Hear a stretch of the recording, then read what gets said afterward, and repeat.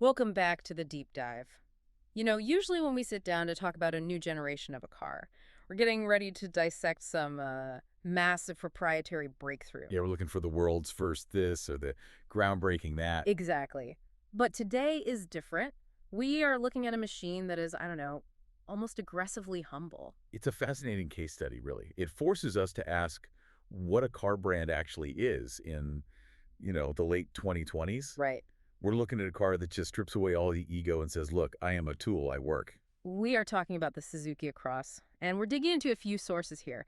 A really detailed preview from an Italian publication on the new generation coming in autumn 2026. And we've got some brutally honest reviews and spec sheets from Top Gear to go alongside that. And the core question, the reason this is so interesting, isn't that it's some stunning new design. Yeah. It's a survival strategy. It is. It's all about how a smaller manufacturer like Suzuki navigates this world of, well, crushing emissions regulations without going completely bankrupt. Okay, so let's just get to it. The elephant in the room. If you're listening to this, you probably know your cars. You look at a Suzuki Across and you get this serious sense of deja vu. You shouldn't bury the litter, right? Yeah. For all intents and purposes, mechanically, structurally, and visually, the Suzuki Across is a Toyota RAV4 plug-in hybrid. I have to quote the Top Gear review on this because it captures it so perfectly. They wrote that the Across is no more of a Suzuki than your pet Labrador is heir to the throne of England. It's a harsh line, but if you look at the engineering, it's not wrong. It's not. But I think just stopping there, just calling it a clone, you kind of miss the genius of the whole move. That's what I want to unpack first. Oh. Why would Suzuki, a company with such a strong identity, the Jimny, the Swift, why would they do this? It feels like swallowing a lot of pride. Well, they are. And that's the corporate humility we're talking about. You just have to look at the math.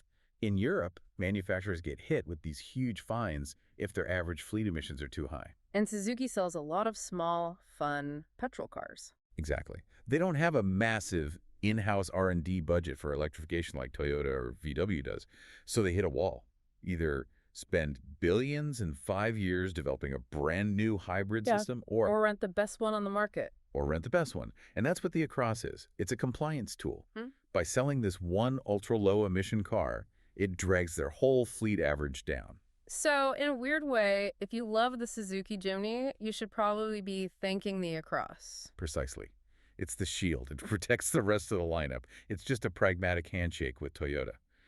Suzuki gets a world-class PHEV system overnight, and Toyota gets to sell more units to pay for their development costs. It's a win-win, as long as you can get over the badge on the front. If you don't have an ego about it, yeah. So let's talk about that badge and this new generation update. This Italian report has the specs for the 2026 model. Are they trying to hide the Toyota DNA a little bit more? A little. It's subtle, though. The report mentions a new front bumper that's more squared off, trying to give it that rugged Suzuki look. Like the Jimny. A bit, yeah. More traditional lines. But the hard points, the expensive bits, The lights, the doors. all identical. The headlights, the rear lights, they're straight off the donor car. They haven't changed the sheet metal. And honestly, why would you? It would cost a fortune. Millions. And that completely defeats the purpose of the whole exercise. Okay, so it looks like a Toyota in a Suzuki mask. But the numbers.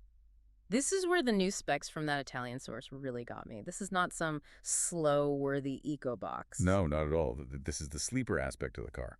It has a 2.5-liter four-cylinder petrol engine.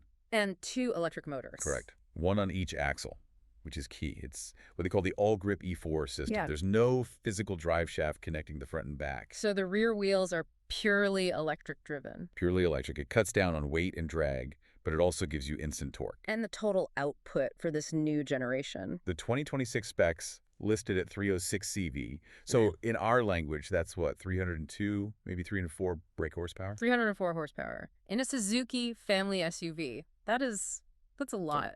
It's wild. It's completely out of character for the brand.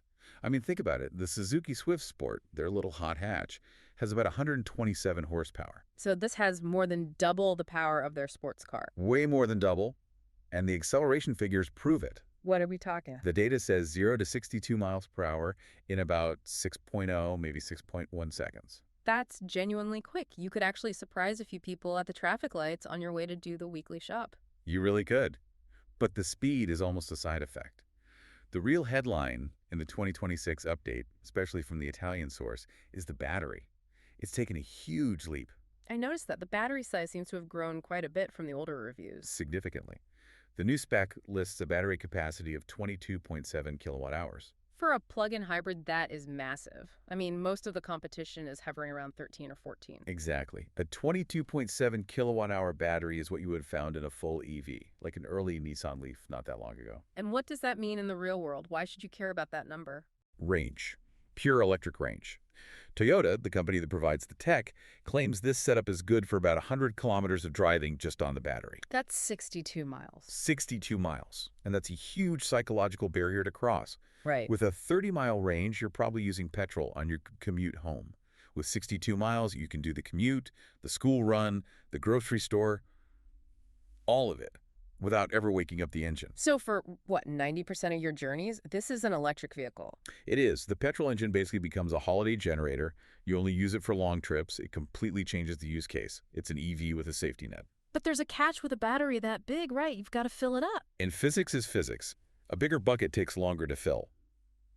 If you plug this into a normal wall socket at home, you're looking at nearly 8 hours. The spec sheet says 474 minutes. So it's an overnight job, strictly? Yes. Yeah. And even if you get a proper 7.4 kilowatt wall box installed, it's still about 2.75 hours. And it doesn't have rapid DC charging like a full EV. Ah, so you can't just stop at a motorway service station and top it up in 20 minutes? Nope. This car demands a routine.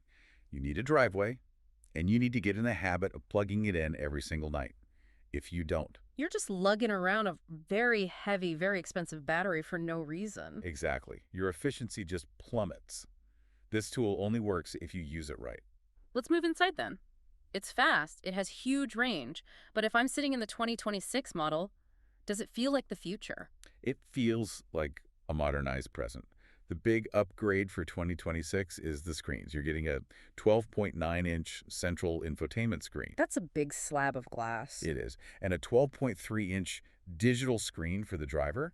But, and this is where that simplicity comes back, they haven't put everything on the screen. Please tell me there are still physical buttons. There are buttons. The source is very clear on this. Yeah. The climate control, the heated seats, the drive modes, they all have proper physical knobs and buttons. Thank goodness. We talk about this all the time, that frustration of digging through menus just to turn the fan down. It just fits the character of the car. It's a tool. You get in, you turn the knob, you go. It's intuitive. What about the quality, though? I remember Top Gear being a little critical of the interior feel. And they had a point. The source material doesn't suggest a huge change there. They called the switchgear amateur hour in terms of feel. Ouch. It's a bit harsh, maybe, but it's fair. The plastics are all very hard and durable, but they feel a bit hollow. It's not a premium feeling interior. So it feels more like a taxi than a luxury lounge. That is the perfect way to describe it. It's built to survive 200,000 miles of family life, not to impress you with soft-touch materials. But it is practical. Oh, incredibly. The battery is under the floor, so you still get a big trunk, about 490 liters. And because of that electric rear axle, it has a proper trail mode. I wanted to ask about that. Suzuki has real off-road heritage. Is that just a marketing button, or does it actually do something? It really works. The computer can send power to the gripping wheel in milliseconds, much faster than a mechanical system could. It's not a rock crawler, but for a muddy field or a snowy road, it's genuinely capable. Okay, so it walks the walk, but we have to talk about the price, because this is where the Suzuki value proposition gets a little weird. It's the most controversial part of the car, no question. The UK price listed is around £45,599. £45,500 for a Suzuki. I mean, for that money, I could get a very nice used BMW or Audi SUV. You could. And if you're a private buyer, paying with your own money, you probably should. The Cross makes almost 0 cents for a private individual. So who on earth is buying it? Someone who understands the tax code. This car is laser targeted at company car drivers. It is all about benefit in kind tax, or BIK. Okay, break that down for us. Why is this car a tax hack? So in the UK, your company car tax is based on CO2 emissions. Because the Across has that huge battery and that 62-mile range, its official emissions are tiny, like 22 grams per kilometer. Which puts it in the lowest possible tax bracket. Exactly. The source quotes a BIK rate of just 6%. A normal petrol SUV might be at 35%. So for the driver, choosing the Across is like giving yourself a pay rise of several £1,000s a year. So the high sticker price is almost fake. It's a tax loophole with wheels. That's it. You're not buying the car. You're buying the tax break. And Suzuki knows this. which leads to their one-spec philosophy. I love this part. It's so refreshing. It is, isn't it? You go to a premium German car configurator and you get lost for hours in packs and options. The tech pack, the comfort pack, the winter pack. And the base price is just a fantasy. With the Across, there are no options. You just buy the Across. And it comes with everything as standard. Everything. The big screens, heated seats, heated steering wheel, 360-degree cameras, radar cruise control, head-up display. It's all just in the box. It's wonderfully simple, like buying a power tool. You don't pick the options, you just buy the best one they make. It reinforces that tool nature, and it makes life easy for fleet managers. Everyone gets the same fully loaded car, no arguments. But let's be balanced. We've talked about the plastics. What about the actual drive? Top Gear mentioned the engine can get a bit loud. Rowdy was the word they used, and that's a classic trait of the transmission, the CVT. When you're just cruising in EV mode, it's dead silent. It's lovely. But if you put your foot down hard to merge onto a motorway, The engine wakes up with a shout. it wakes up and it just drones. It holds a high RPM while the car's speed catches up. It's effective, but it doesn't sound sporty. It sounds a bit strained. So even with 300 horsepower, it doesn't really want you to drive it like a sports car. No, it protests. It wants you to be smooth, be efficient. It rewards a calm driving style. Okay, so let's try to wrap this up. We have a car that's a clone, it's a tax loophole, and it's a survival strategy all rolled into one. And yet somehow it ends up being a really coherent and honestly a very good product. Going back to our mission at the start, humility and simplicity, does the Across actually achieve that? I really think it does. It's humility from the manufacturer to say, hey, we didn't build this, but it's the best tool for the job. And it's simplicity for the buyer. One spec, low tax, huge electric range. It's the ultimate function over form car. It just does not care what your neighbors think. It doesn't care if you know it's a Toyota. It just wants to get you to work cheaply and reliably. And there's a real kind of dignity in that, I think. In a world of status symbols, the Across just rejects all of it. It's a machine for living. It makes me think, and this is maybe something to leave with you, the listener, we obsess over authenticity and pedigree in cars. Right. The badge has to mean something. But maybe true wisdom is knowing when that's just vanity. If the tool works perfectly, if it saves you money, if it's better for the local air, and it gets you home safely in a snowstorm, does it really matter whose name is on the front? I don't think it does. The smartest person in the office might just be the one driving home in their Suzuki Across, enjoying their 6% tax rate and their silent electric commute. Exactly. They've hacked the system with a bit of humility. It's a very clever choice. On that note, I just want to take a moment and say a really sincere thank you. Thank you for listening today. We know that diving into the details of fleet emissions and rebadging is a specific kind of nerdiness. It is, and we are so grateful you chose to spend your time with us. Your curiosity is what keeps us digging into all this, so yes, thank you. Until next time, stay curious.